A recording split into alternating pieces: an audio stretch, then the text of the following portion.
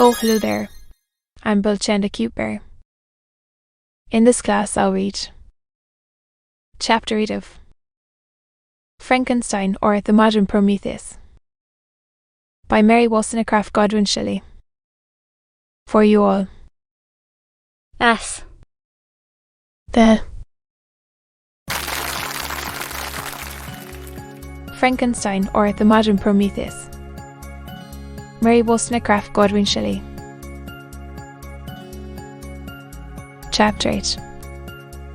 We passed a few sad hours until 11 o'clock, when the trial was to commence, my father and the rest of the family being obliged to attend. As witnesses, I accompanied them to the court. During the whole of this wretched mockery of justice, I suffered living torture. It was to be decided whether the result of my curiosity and lawless devices would cause the death of two of my fellow beings, one a smiling babe full of innocence, injury, the other far more dreadfully murdered, with every aggravation of infamy that could make the murder memorable in horror.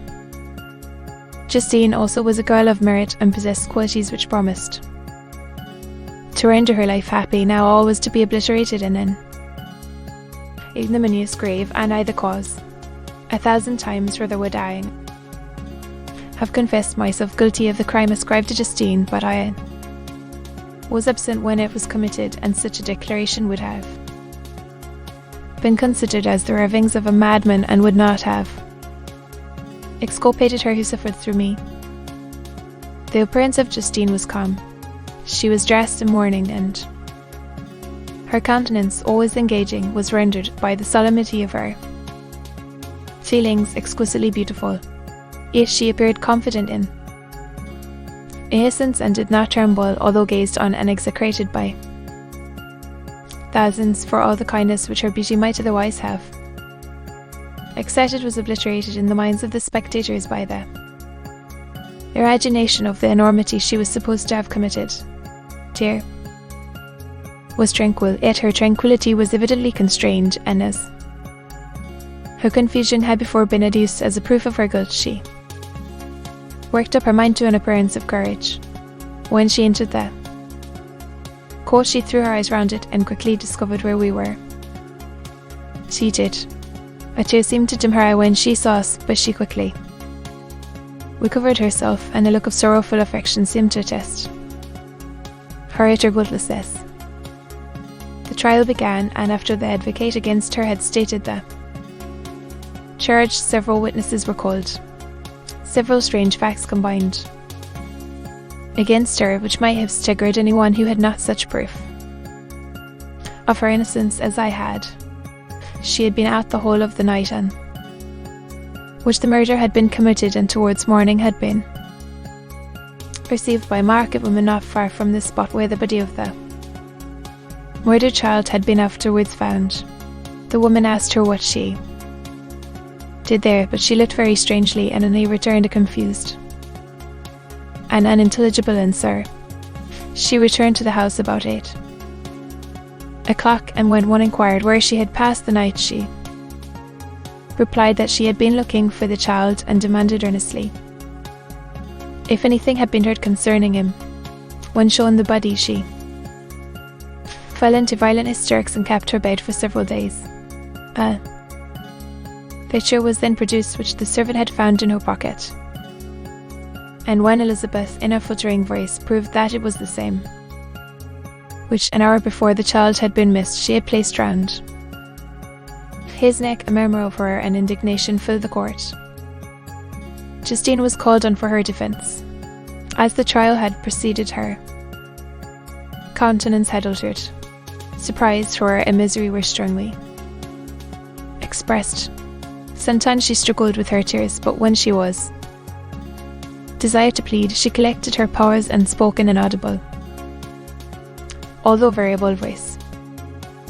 God knows, she said, how entirely I am innocent, but I do not pretend that my protestation should acquit me. I rest my innocence on a plain and simple explanation of the facts which have been adduced against me, and I hope the character I have always borne will incline my suggest a favourable interpretation where any circumstance appears doubtful or suspicious.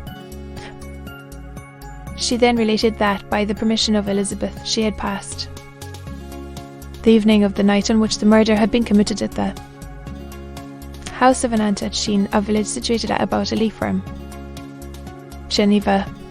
On her return, at about 9 o'clock, she met a man who asked her if she had seen anything of the child who was lost. She was alarmed by this account and passed several hours in looking for him.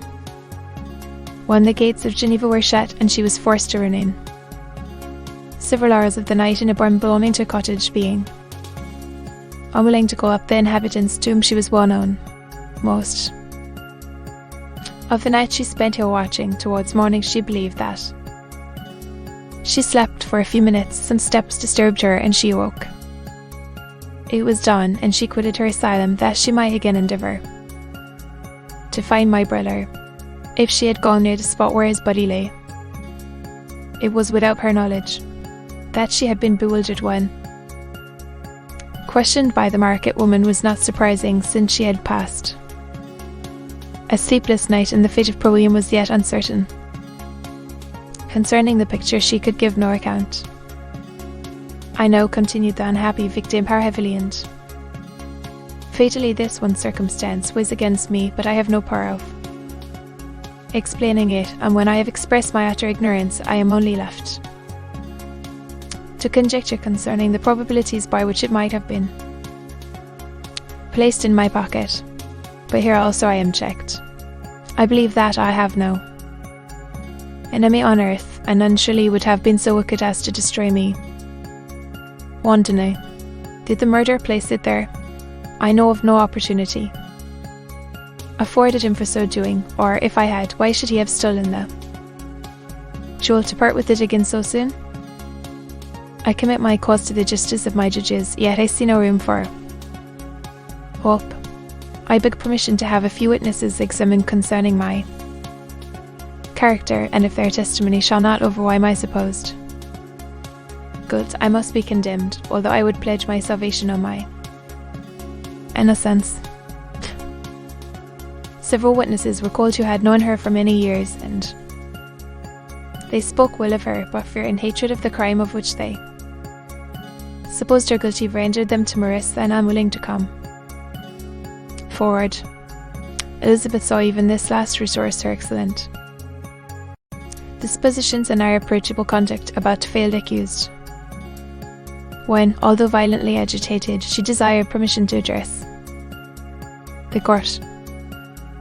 I am, said she, the cousin of the unhappy child who was murdered, or rather his sister, for I was educated by and have lived with his parents ever since, and even long before his birth.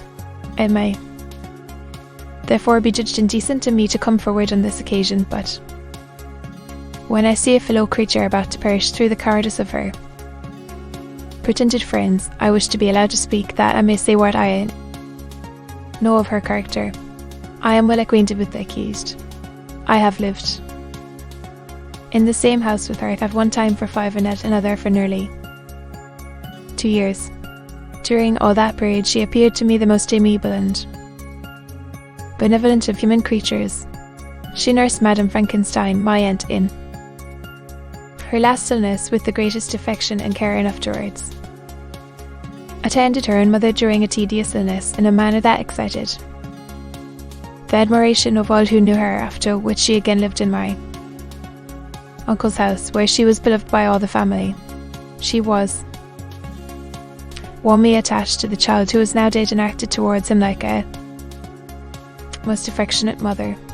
For my own part, I do not hesitate to say that, notwithstanding all the evidence produced against her, I believe and rely on her perfect innocence. She had no temptation for such an action as to the bauble on which the chief proof rests. If she had earnestly desired it, I should have willingly given it to her, so much do I esteem and value a murmur of approbation followed Elizabeth's simple and powerful appeal, but it was excited by her generous indifference and not in favour of Justine, on whom the public indignation was turned with renewed violence, charging her with the blackest ingratitude. Dear. Herself wept as Elizabeth spoke, but she did not answer. My own agitation and anguish was extreme during the whole trial. I believed. In her innocence, I knew it. Could the damned who had I did not for minute that murdered my brother also in his hellish sport have betrayed the innocent to death and ignominy? I could not sustain the horror of my situation, and when I perceived that the popular voice and the countenances of the judges had already condemned my unhappy victim, I rushed out of the court in agony. The tortures of the accused did not equal mine. She was sustained by innocence, but the fangs of remorse tore my bosom and would not forego their hold. I passed a night of unmingled wretchedness. In the morning I went to the court. My lips and throat were parched. I dared not ask the fatal question, but I was none, and the officer guessed the cause of my visit. The ballots had been thrown, they were all black, and Justine was condemned. I cannot pretend to describe what I then felt. I had before experienced sensations of her, and I have endeavoured to bestow upon them adequate expressions, but words cannot convey an idea of the heart-sickening despair that I then endured. The person to whom I addressed myself added that Justine had already confessed her guilt. That evidence, he observed, was hardly required in so glaring a case, but I am glad of it, and indeed none of our judges like to condemn a criminal upon circumstantial evidence, be it ever so decisive. This was strange and unexpected intelligence. What could it mean? My eyes deceived me, and was I really as mad as the whole world would believe me to be if I disclosed the object of my suspicions? I hastened to return home, and Elizabeth eagerly demanded the result. My cousin, replied I, it is decided as you may have expected. All judges had rather that 10 innocent should suffer than that one guilty should escape, but she has confessed. This was a dire blow to poor Elizabeth, who had relied with firmness upon Justine's innocence. Ah, said she, how shall I ever again believe in human goodness? Justine, whom I loved and esteemed as my sister, how could she put on those smiles of innocence only to betray? Her mild eyes seemed incapable of any severity or guile, and yet she has committed a murder. Soon after, we heard that the poor victim had expressed a desire to see my cousin. My father wished her not to go, but said that he left it to her own judgment and feelings to decide. Yes, said Elizabeth, I will go, although she is guilty, and you, Victor, shall accompany me. I cannot go alone. The idea of this visit was torture to me. I could not refuse. We entered the gloomy prison chamber and beheld Justine sitting on some straw at the farther end. Her hands were manacled, and her head rested on her knees. She rose on seeing us enter, and when we were left alone with her, she threw herself at the feet of Elizabeth, weeping bitterly. Cousin wept also. Out, Justine, said she. Why did you rob me of my last consolation? I relied on your innocence, and although I was then very wretched, I was not so miserable as I am now. And do you also believe that I am so very, very wicked? Do you also join with my enemies to crush me, to condemn me as a murderer? Her voice was suffocated with sobs. Rise, my poor girl, said Elizabeth. Why do you kneel? If you are innocent, I am not one of your enemies. I believed you guiltless, notwithstanding every evidence, until I heard that you had yourself declared your guilt. That report, you say, is false, and be assured, dear Justine, that nothing can shake my confidence in you for a moment but your own confession. I did confess, but I confessed a lie. I confessed that I might obtain absolution, but now that facade lies heavier at my heart than all my other sins. The God of heaven forgive me, ever since I was condemned. My confessor has besieged me, he threatened and menaced, until I almost began to think that I was the monster that he said I am. What? He threatened excommunication and hellfire in my last moments if I continued obdurate. Dear lady, I had none to support me or looked on me as a wretch doomed to ignominy and perdition. What could I do? In an evil hour I subscribed to a lie, and now only am I truly miserable. She paused, weeping, and then continued, I thought with her, my sweet lady, that you should believe your Justine, whom you blessed and had so highly honoured, and whom you loved, was a creature capable of a crime which none but the devil himself could have perpetrated. Dear William, dearest blessed child, I soon shall see you again in heaven, where we shall all be happy, and that consoles me, going as I and to suffer ignominy and death. Oh, Justine, forgive me for having for one moment distrusted you. Why did you confess? But do not mourn, dear girl. Do not fear. I will proclaim, I will prove your innocence. I will melt the stony hearts of your enemies by my tears and prayers. You shall not die. You, my playfellow, my companion, my sister, perish on the scaffold. Though I never could survive so horrible a misfortune. Justine shook her head mournfully. I do not fear to die, she said, lapping his past. God raises my weakness and gives me courage to endure the worst. I leave a sad and bitter world, and if you remember me and think of me as of one unjustly condemned, I am resigned to the fate awaiting me.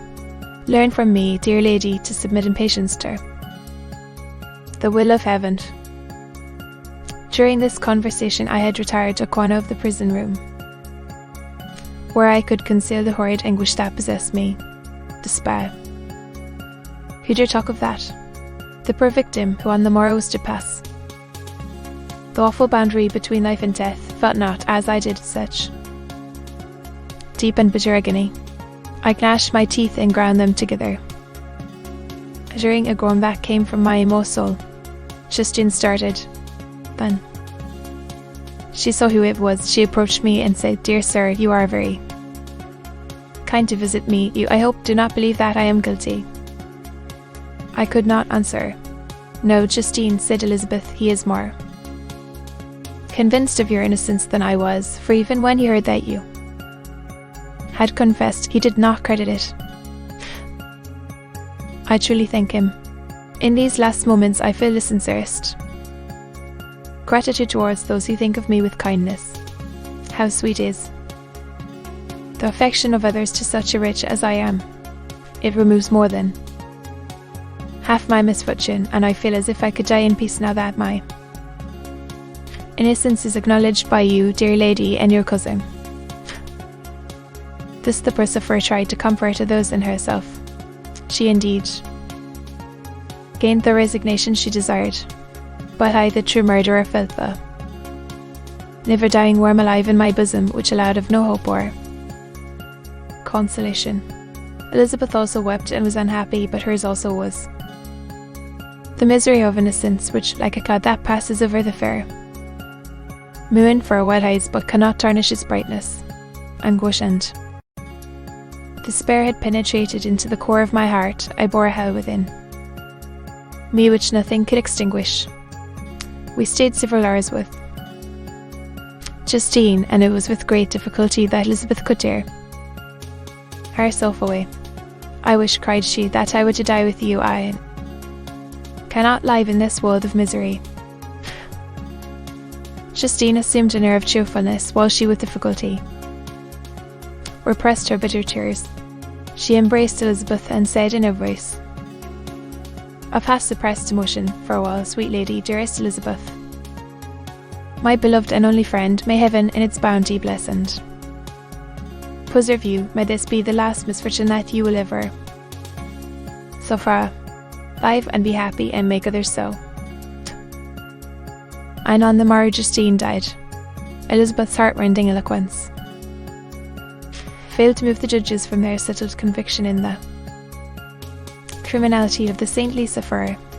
My passionate and indignant appeals were lost upon them, and when I received their cold answers, and heard the harsh, unfeeling reasoning of these men, my purpose of old died away on my lips. Thus I might proclaim myself a madman, but not revoke the sentence passed upon my wretched victim. Dear, perished on the scaffold as a murderess. From the tortures of my own heart I turned to contemplate the deep and graceless grief of my Elizabeth. This also was my doing, and my father's woe, and the desolation of that late so smiling home always the work of my thrice accursed hands. Ye weep unhappy ones, but these are not your last stirs. Again shall ye raise the funeral wail, and the sound of your lamentation shall again and again be heard. Frankenstein, your son, your kinsman, your early, much loved friend, he who would spend each vital drop of blood for your sakes, who has no thought, no sense of joy except his, it is mirrored also in your dear countenances, who would fill there with blessings and spend his life in serving you.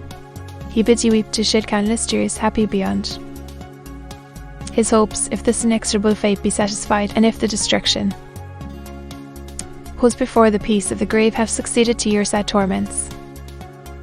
This spoke my prophetic soul, as torn by remorse, horror, and despair.